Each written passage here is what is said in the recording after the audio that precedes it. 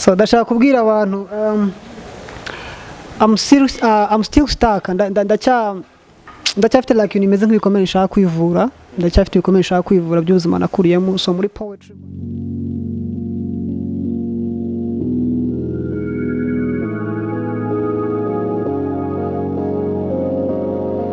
Hello kubakurikirana Afrimax TV online amakuru yanyu ndakeka ko mumeze neza cyane kandi murimo gukurikirana Afrimax TV online ni nkuko bisanzwe buri munsi buri kanya buri gihe every minute every hour and even right now mukaba murimo kwirebera Afrimax. Remember to subscribe kugira ngo story nyinshi cyane zikugereho wewe urimo gukurikirana Afrimax this time. My name is Bakti of course. Uyu munsi hari stories nyinshi zitandukanye ariko one of the story nje kwibaha mukanya gatoya cyane ariko uko ariko kose ndabanza gushimira cyane abakurikirana Afrimax TV abakomeje kwitanga ku bantu bafite ibibazo byinshi bitandukanye bakanabafasha iyo twakoze ubuvugizi ku bantu bakomeza kwitanga kandi bakagaragaza imitima menyiza cyane ni ibintu byiza cyane kuri mwebwe mukurikirana Afrimax kandi mukaba muzi no kwitanga cyane ku bantu bafite ibibazo byinshi bitandukanye so Imana ibahe imigisha myinshi cyane uko ariko kose kubakurikirana Afrimax TV uyu munsi tukaba tugiye kuganira na wa musore wanyu tukigeze kuganira nawe ibintu byinshi bitandukanye akaba yitwa Twasuye Masisi. Twasuye Masisi ni umwana w'umunyarwanda ariko wavukiye mu gihugu cya Congo inyuma y'ahangaho aba mu buzima butangaje cyane bw'ibibazo byinshi cyane nyuma ava muri Congo aza mu Rwanda mu gihugu cye aza kubaho nk'impunzi aza kuba mu ikambi nk'impunzi yabaye mu buzima bubi cyane ubuzima bugoye cyane ariko nyuma y'ahangaho yaje kurokoka cyangwa gufashwa cyane na talent afite iyo talent afite ya poetry niyo yaje kumufasha mu bintu byinshi cyane ihita imuhindurira ubuzima. Nimba warebye Afrimax TV mu minsi ishize wari usanzwe uwandika poems cyangwa bwari ubwa mbere uje kwa Prime?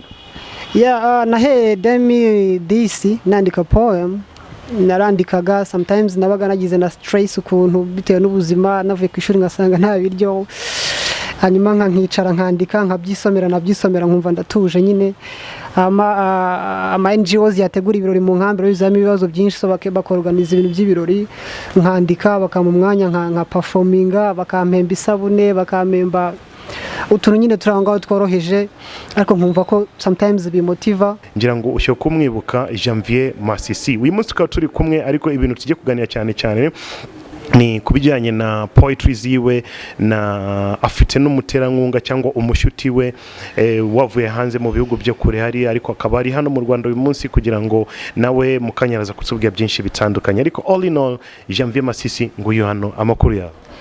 Nimeza Bakti. Long time. Turishimye cyane nka Afrimax ko wagarutse uyu munsi muri camera zacu. Murakoze cyane kongera kuntumira muri Afrimax ni byiza cyane kongera kugaruka nkeka ko ntuza y'ubushize interview y'ubushize yabaye successful ku buryo abantu nyine bagiye bamagara Janvier happy of you turakwishimiye abantu benshi cyane nyine ariko by the way ni mushiti wanjye nagara umuterankunga ni mushiti wanjye kwa yes Janvier ubushize ngira ngo mu magambo magufi nimba nakoze introduction neza watwibutsa cyangwa nimba nabyishe watwibutsa uko byari bimeze kuko interview ya mbere benshi bese bashaka kumenya who is Janvier. Janvier uko nabivuze ni umusore w'imyaka 25 Mukongomani uri mu Rwanda ukaba hari nk'impunzi nkora poetry nicyo kintu nkora mu buzima bwanjye bwa buri munsi ndi n'umunyeshuri muri Mount Kenya. Very nice. Janvier uyu munsi waje nk'umuntu ukora poetry so ikintu cya mbere nuko Afrimax twariyemeje kugira ngo dutange support nyinshi cyane zikomeye ku bantu bakora poetry hano mu Rwanda kuko kenshi tumenyere gusupportinga abantu bakora music gusa ugasanga abantu ariko turashaka kubihindura n'izindi channel zindi zitandukanye atari music gusa tugomba kuzigeraho niyo mpamvu tumaze kuganira n'aba poetry benshi cyane kugira ngo duteze imbere poetry industry hano mu Rwanda. Tumaze kuganira na Eric Wanki, tumaze kuganira na Chacyana uyu nguyu akaba yitwa Lion King, tumaze kuganira na Rubebe something like that, tumaze kuganira na ni benshi nawe ukaba uri umwe muri aba ngabo. Yeah, mu by'ukuri ni byiza. Afrimax mukora akazi gakomeye kugenda muteza imbere poetry nyarwanda kugira ngo ive ku rwego rumwe igere ku rundi. Niyo nimaze gufata intera kuko biragenda bihereza poetry rindi zina kandi rishimishije. So ni byiza cyane pe, kandi turabashimira imbaraga mushyira muri poetry, kandi natwe turakomeza gukora kugira ngo tuhereze izina. Ya mu kanya gatoya reka tubanze dusuhuze cyangwa tumusuhuze uyu nguyu umushyitsi wacu hano kuri uyu munsi wa none, ariko muratubabarira gatoya ku batazi icyongereza tukaba tujye kuganira nawe mu cyongereza kuko ni umuntu uva mu bihugu bya kure hariya, so ikinyarwanda arimo kukiga. Mu kanya gato nitugaruka kuri wewe ndashaka utwereke ibihangano byawe muri poetry, so biraza kuba ari byiza cyane mu kanya gatoya, ariko let me come back to this side to my brother here. How are you, bro? I'm fine, thanks. Okay. I'm Dominic. Dominic. Nice to meet you, Dominic. Yeah. Amakuru yawe? I'm fine, thanks. In Kinyarwanda? Ni meza. Mwiriweho? Sorry, I don't know. Yeah. I want to teach you Kinyarwanda, by the way. Who? What? Yeah. Who? I learned from different friends. Okay. They show me some words. They write down some words for me. Okay. I put it in my mobile and I repeat it for myself all the time. Okay. That's the best version. Like the greetings in the morning? The greetings in the morning, like Amakuru. Nimeza. And in the afternoon? Miriwe. Maramutse. Or Ichikondo. Okay. It's where I live. Yeah. Okay. But yeah, it's quite hard because I learned it only for a short time now. Yeah. So where are you coming from? I'm from Switzerland. Switzerland. Do you speak Dutch or you speak English or which language do you speak in Switzerland? In Switzerland we have four different languages. Mm-hmm. One is the German part, but it's a German dialect we speak. Mm-hmm. In the west part we speak French. Okay. In the south part the people speak Italian. Okay. And there is a little part in Switzerland in the east. It's we call it Roman. It's really only a few thousand people who speaks this language. Okay. So can you teach me one of the languages in Switzerland? I can learn you German, but it needs a long time. Like just the greetings only. Okay. Guten Tag. Guten Morgen. Guten Morgen. Guten Morgen is good morning. That's right. And if you say Guten Tag, it's good day. Okay. Good evening. It's Guten Abend. Guten Abend. Yeah. Oh, you're really good. Wow. Come to Switzerland. Yeah. People will understand you. I'm going to learn it. Yeah. Okay. I love languages. Different languages. So in like 2 years to come. Next time when you come back to Rwanda, like in 2 years to come, we'll be speaking German. Okay, yeah. I will bring you a book as well. It will be nice. Pleasure. Okay, I will do it. Yeah. Okay, Twasuye Masisi is the young boy who has a very strong history because he came from Congo to the refugee camps here in Rwanda. He lived a complicated life, but today is somebody who is living a very good life. He's happy today. When did you meet him and how did you meet him for the first time? I met him the last year in April. I was here in Kigali because of a music school project.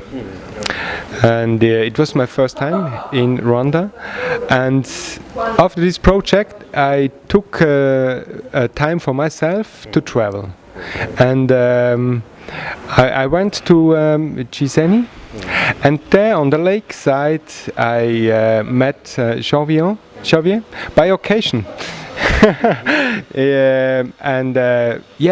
We was talking in a little park. It was really a good talk because he was interested in me and what I'm doing and where I'm coming from, and yes, I was interested in what he's doing here, and he told me about his story, shortly, sure, because we didn't have a lot of time, but it touched me because I never met before a person like this. I have to say this. Yeah. If you remember about his story, what do you remember? Because you told me that he told you about his story. So what do you remember about his story?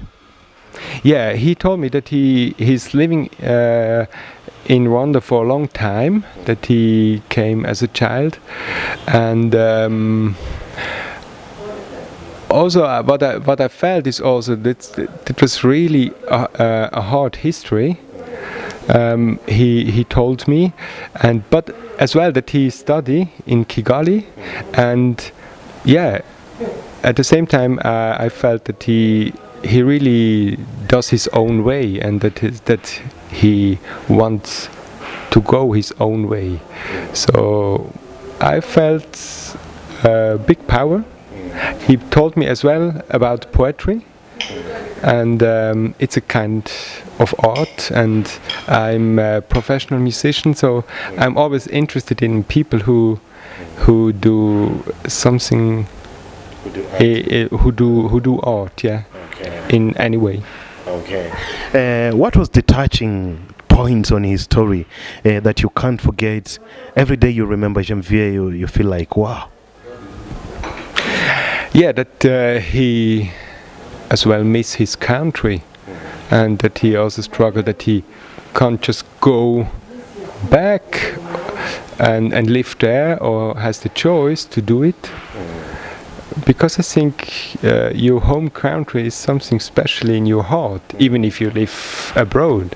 So I think that was really touching, because I don't know it. I live in a safe country, a country which doesn't know sorrows like this, you know, or war, or it's not possible. Okay. You mentioned something that Janvier is doing poetry, and you was like interested about his poetry. And then you are the music teacher, I think. And then how are you gonna work with him? Oh, I just now. You mean how we work now? Yeah.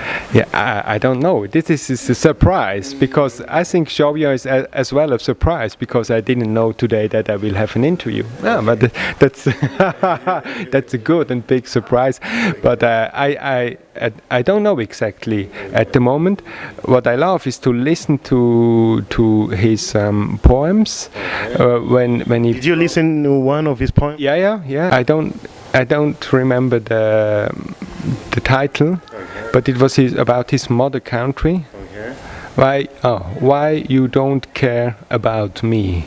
Yeah, I love this very much, because of the text, but as well because of his voice, about the performance. Because I think if you tell a story like this, it's good if you have all as well a good performance, a touching performance, a touching voice, stuff like this. And I think he has this abilities. Okay, very nice. So Janvier tukaba turi kumwe hano na n'umushuti we arya yitwa Dominic, yes, turi kumwe na Janvier hamwe na Dominic. Dominic yatubwiye ibintu byinshi bitandukanye ukuntu bahuye na Janvier, yatubwiye ukuntu bahuriye i Gisenyi. Janvier aba interested nawe, baraganira bamenyana kuriya kugeza uyu munsi. Ubu ngubu ni abashuti, ni inshuti magara, baraziranye cyane. Uyu munsi akaba yaje no kumusura hano mu Rwanda, bari kumwe. Usibye ko Dominic hari izindi project zikaba zamuzanye no mu Rwanda, tuzaza kuzigarukamo mu kanya. Ariko kose Janvier mumaze guhura n'iki yagufashije, maybe ideas, maybe ni ibintu byinshi cyane. Uzi ko umuntu iyo mwabaye abashuti hari ideas nyinshi mushobora guhana, cyangwa inkunga nyinshi, ni ibintu byinshi bitandukanye. Abura man bakti mu buzima, nizera ko isi n'abantu udafite abantu burya nta kintu waba ufite. Twarahuye durira ku Gisenyi, narindiyo tuhurirayo, and then ndeba n'umuntu ukeneye kumenya aho hantu, nanjye ntabwo nari mazi cyane, ariko nari murusha ko zigenda nari mamenyereye. Turaganira, ambwira ku mateka y'iwabo, ambwira kuri famiye nanjye, ambwira kuri famiye yanjye. So for the first day ntabwo byari ibintu bikomeye cyane, twasharinze namba gusa. Dusharinze namba, turagenda, haburaga igihe gito ngo asubire muri Switzerland. Hanyuma none waciye igihe nkajya nkunda gupostinga ibintu bya poetry. Noneho arambaza, nanabibwiye ko mbikora ariko nyine abona bitari strong cyane niko nabifata. Arambaza, hey, are you doing poetry? And I'm like, yes. Ndavuga yeah nibyo nkora. So ambwira ko nawe abikunda nubwo atabizi. So ngubu nga like ngiye mfite nka project ya poetry, ndamubwira Dominic, you know what, icyo ushaka gukora niba hari some supports, then the very good man. Some support, then nkamwereka project mfite akayicishamo amaso, it's nice, niba ari nkunga kayinera. Yeah, stuffs go like that, nikagenda gutyo nyine. Gutyo ntekereza ko is a very important person in my life. Okay, ni byiza cyane tumaze kumva ko Janvier abona support of course, kuko iyo mwawe n'umuntu mukaba inshuti uko ariko kose ukamubwira ngo mfite ikibazo iki n'iki uko ariko kose, Janvier uyu munsi ameze neza, afite na support, usibye ko akeneye n'izindi nyinshi cyane. Yeah for real, ndabeshya se? Yeah, actually nagubeshya ugereranyije jewe w'imyaka 3 ishize nanjye wa 2019 totally different. Sure. Straight up, Janvier nk'umuntu ukora poetry, dukeneye kumva one of your poems, you know. Ese iyo talent irahari kweli? Kuko bushize twabezize muri story yawe, kandi ni story yari babaje cyane. Uyu munsi Janvier turi kumwe hano, ari happy, ameze neza, urasa neza, nta n'ikibazo ufite. So dukeneye kumva something from you. Yeah man, poetry is my language. I'm sorry that I can't forget this pain. It's laying in my brain. It seems like I'm in a train, all plain with no compass. The trials that I face, the dreams that I chase, my mind is scattered all over the place, desperate for this space. I'm behind in this lace, not because my ability is less, but because my opportunities are insane. Say, I have become blind, not because I don't have eyes, but because my eyes are limited. I see what's allowed to see. That's how I am treated. You know what? I was born in a country where people decided to kill, destroy, and torture, where generation education is AK-47, their luggage is a bullet box, no dream, no hope, no pension, no future. Therefore, I don't live in darkness, but darkness lives in me. Refugees are like a tree without roots. I have a proof, sound of the sun, cry for the food. They need to be human with the full humanity. Yeah, very nice. Did you hear his poetry? Never live. No, never live. That's why I'm really touched about this, because, as I said, it's the performance, the voice, the sound, the melody. I love this to listen, even if I don't understand the language. Yeah. Very nice. Yeah, afite talent mu byukuri. Janvier tukaba tumaze kumva nuze yiwe. Janvier umunsi ntabwo nshaka ko tuvuga ibintu byinshi cyane. Ni izihe project ufite mu minsi iri imbere? Yeah, Bakti arakoze kumbaza kuri iki kibazo. Actually mfite project I'm heading up, ntago mfite like nko kuri World Refugee Day izabera mu Rwanda ku isi. Mfite performance tariki 21 z'uku kwezi. Izabera kuri headquarter ya NHCR. Actually Afrimax are invited. So nkeka ko ni performance zangira akamaro, ko ni big performance na nozahuriye abantu benshi cyane, ni big performance zangira akamaro. Ikindi ndimo ndategura show yanjye, event yanjye, nzita The Pen, ikaramu yaranyijije, ikaramu yamvanye kure cyane. Nyifite tariki 7 z'ukwezi kwa 7. Afrimax ntago mwabura ko nzaba mfite abandi ba poets. So nekereza ko ntago mfite guhagara, keep moving, keep working. Ndashaka, I just want to make, ndashaka kugira ndashaka kuzigira impamvu Bakti. Okay. Very nice man. Itegure gatoya mu kanya turaza tumve indi imwe ya nyuma, ariko reka tugaruke no kuri brother wa channel Mr. Dominic. So what have you come to do here in Rwanda, and you are here for how long? Are you going to stay here for good? Yes, I feel very good, and I stay 6 weeks here in Rwanda. I have a time for myself, and then I have again the music school project, music school BFT, where we will teach the music teachers as a team, and then I have again a time for myself to meet people, to make friendships and to deepen it. Yeah, I really love to stay here longer than not only for the project time, because it makes so much sense to feel the country, to listen to the people, and yeah, to share the time with them. Okay. You mentioned that you are the music teacher, and then here in Rwanda we have too many artists, we have too many musicians. They want to learn more from maybe outside and to learn more from the teachers, you know. And since you're the teacher, what can you help these artists in Rwanda here? If you have listened to the music, you have met some other artists or some things like that. Yeah, that's what we are doing now. When we teach the teachers, these people are not only teachers. Sure, they teach students, perhaps children, teenagers, as well adults. But at the same time, they are artists. They play an instrument, and we want that they can improve their artistic work as well. So I will give, for example, a piano lesson to the piano teacher on this music school, and these lessons, they contains the artistic way, the artistic performance, that he learn more about music as an art, and it's not only about how he can be a good teacher. It's very important that he also know about how is to be a good pianist, to improve his knowledge, and that's also a part of my work. I would like to learn piano too. Where is the school? And not only me, there's too many people outside here. They can listen to this and they've been interested. Like, where is the school? Where do you teach them? Where to find you, so that they can learn music and instruments? Yeah, this the music school called Music School BFT, and it's located at BFT Best Future from today. It's at Isano, Chikondo. Yeah, and takes place in the venue of the Bethany Hotel in Isano. Yeah, yeah. What is needed for somebody to come and learn? It's just to be up to learn. That's the most important thing, because it's for free. So the students haven't to pay. I'm coming there.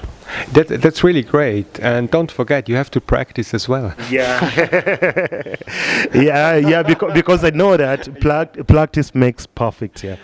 So I have to come and learn and practice and work. Yes, very nice. So Janvier, tukaba tugiye gusoza muri iki kiganiro, ariko imbere yuko dusoza dukeneye kumva something from you, my brother.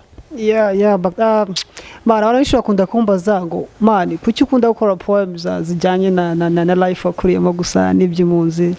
So ndashaka kubwira abantu I'm still stuck, ndacyafite like nimeze nk'ibikomere nshaka kwivura. Ndacyafite ibikomere nshaka kwivura by'ubuzima nakuriyemo. So muri poetry mbona bikunda, muri poetry birakunda kuko ubuzima nakuriyemo iyo mbwanditse nkabusubiramo. I feel good. Igihe kizajya nangire nkore poems zisanzwe, ariko nazo ndazikora bitewe na content, bitewe na gahunda ihari, ariko nkunda kwibanda kuri poems zijyanye gusa na life nakuriyemo.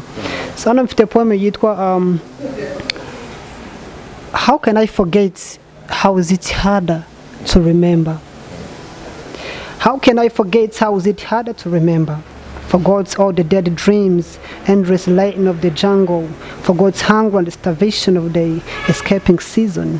Forgets walking a mile and a mile looking for the place to hide our face. No rest, no one care. Forget how hard is it to remember. Walking slow with thirsting heart, tired face blended with the fall of stress. Closing the border, tears on the face. No fear. On the same motion, we slapped, we tortured, we killed, but no one asked why. Death and life not what we choose, but we often try to survive. It was 19 97, my 2 feet on fallen. Could forget how is it harder to remember. And you forget the time that I've seen light and darkness are the same. Moon and the sun are a symbol of blood. And he forgets how a man put a trigger on the neck of the sun. And he forgets, and he forgets, and he forgets. Okay, and it forgets, and it forgets, and it forgets. Okay, that's nice. Nyine kubakurikirana Afrimax TV ngira ngo mwabyumviye mwese. Twaganira na Janvier kandi ejo bundi akaba afite concert cyangwa performance ari bukore. Tugomba kumusupportinga if possible. Afrimax TV we're gonna be there kugira ngo turebe niki umuhungu wacu agiye kudukorera. Ariko kose Janvier urakoze cyane. Thank you so much. Dominic, thank you so much. Welcome. Yeah. Until next time. Yes, I'm sure. coming to the school. That's good. That's good. Yeah. Okay, kuba kurikirana Afrimax TV nuko nguko byo bimeze buri munsi muri Afrimax TV. My name is Bakti, of course. Behind the camera tukaba turi kumwe na Miguel. Wowe urimo gukurikirana Afrimax TV, salute. Ndabakunda cyane niyo mpamvu tuba turi kumwe buri munsi. Reka dukomeze gusupportinga the ideas n'ibikorwa byinshi tuba dufite buri munsi kugira ngo tugere hahandi dukwiriye kugera, kuko uyu mwaka dufite akazi kenshi kandi n'akazi gakomeye. Reka nsoreze hano babwire ngo ko mbakunda cyane kandi tukomeze kuba turi kumwe all the days. Yeah.